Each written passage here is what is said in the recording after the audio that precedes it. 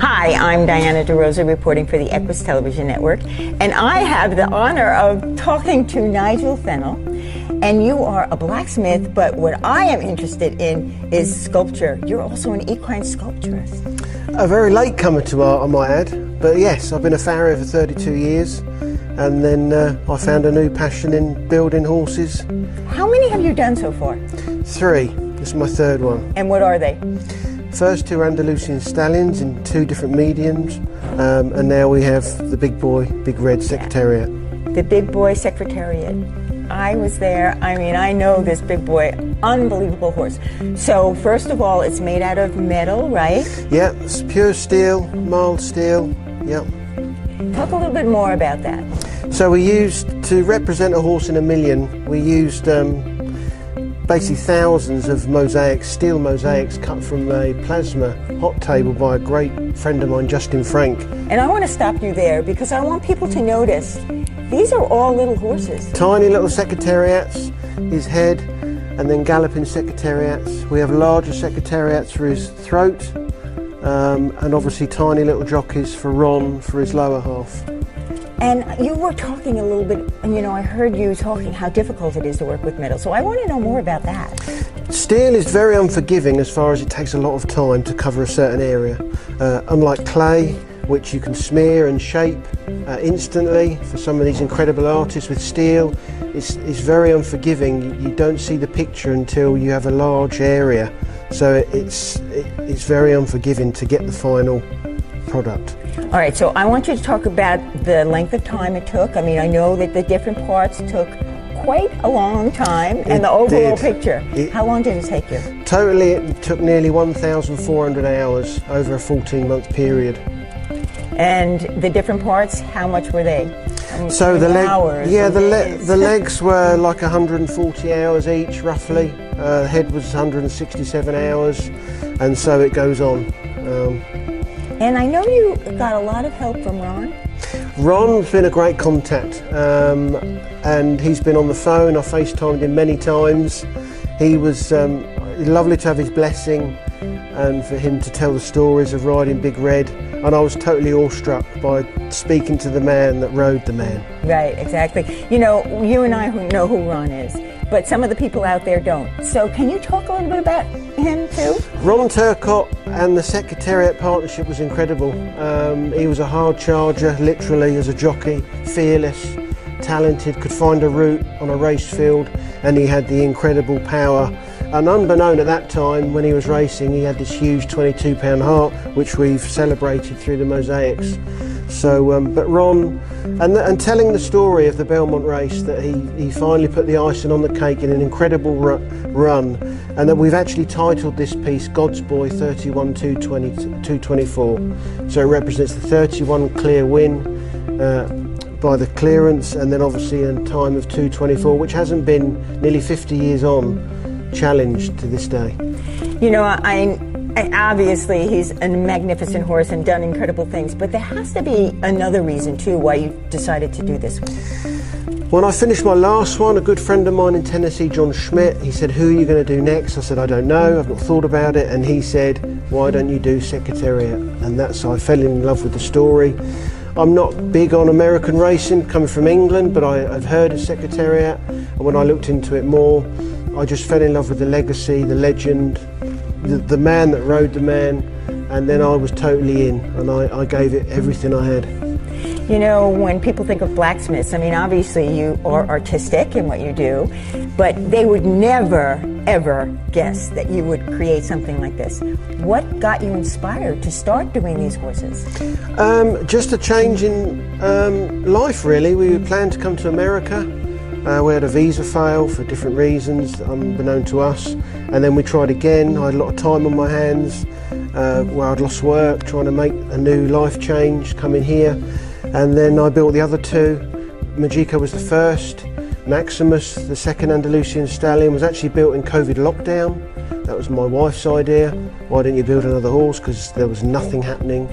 And literally, Maximus was finished 3 weeks before we moved to America and shipped our life here. And as soon as I landed, I started Secretariat. I couldn't wait.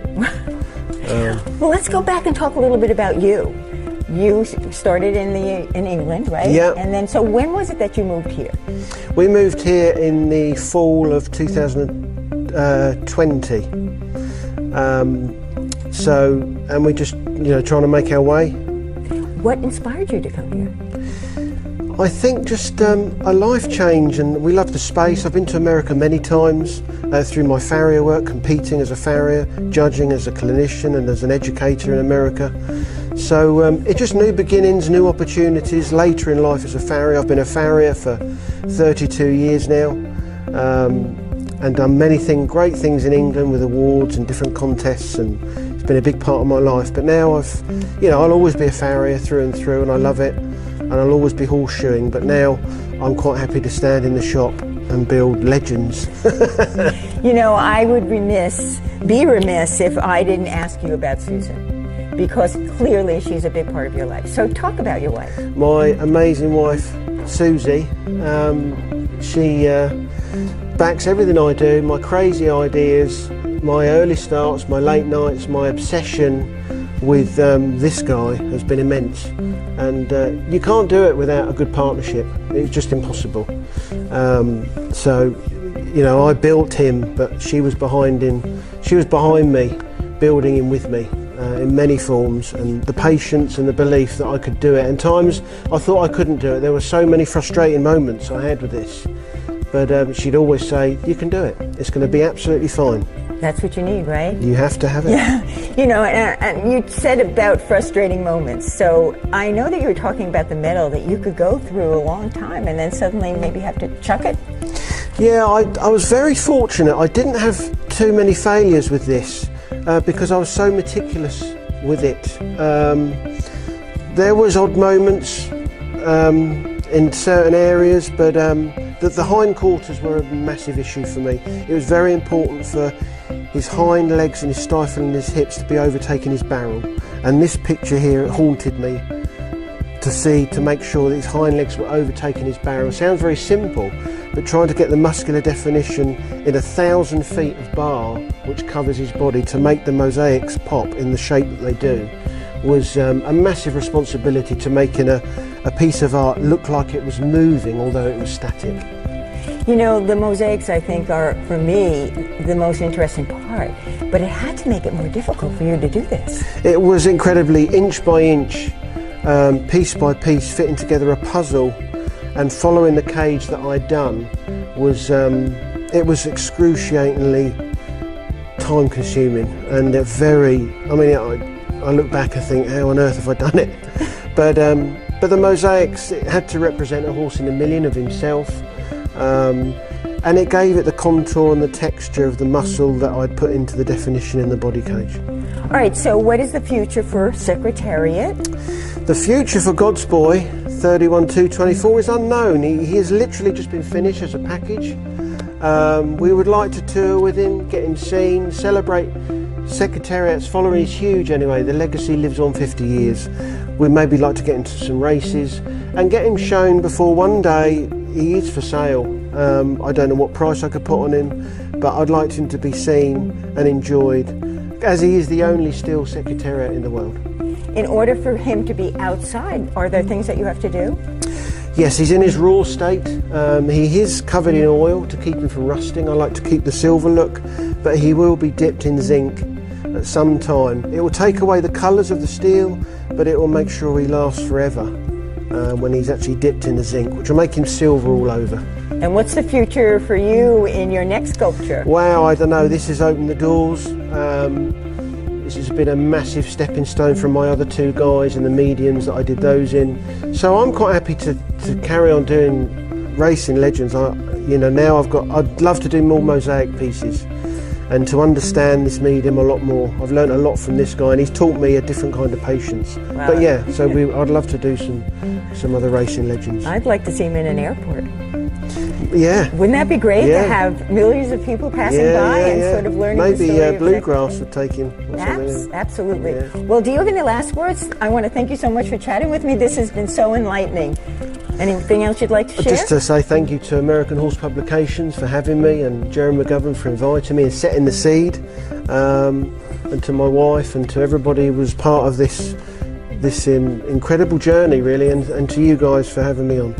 You know, you have inspired me to ask one more question. How did you get this big guy in here? So he came on a trailer. I have a trailer with a good winch.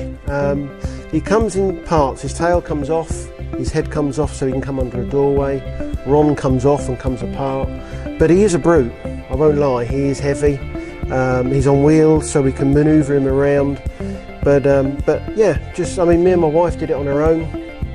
We had some help getting him in. But yeah, I've learned a lot from the other two, from being on wheels, trailering them and stuff. Fortunately, I've had trial runs with those guys to bring this guy in. Now, I have to believe that everybody's going to love listening to you because you have been fantastic in sharing how you put this all together, even with the heart. Even with the heart and his, the big nostrils, intaking the extra oxygen to fill that huge heart at the Belmont race in 1973. And the rest is history, and what a great legend he's left us. Well, Nigel, thank you again. Thank you. And I'm Diana DeRosa reporting for the Equus Television Network here in Lexington, Kentucky.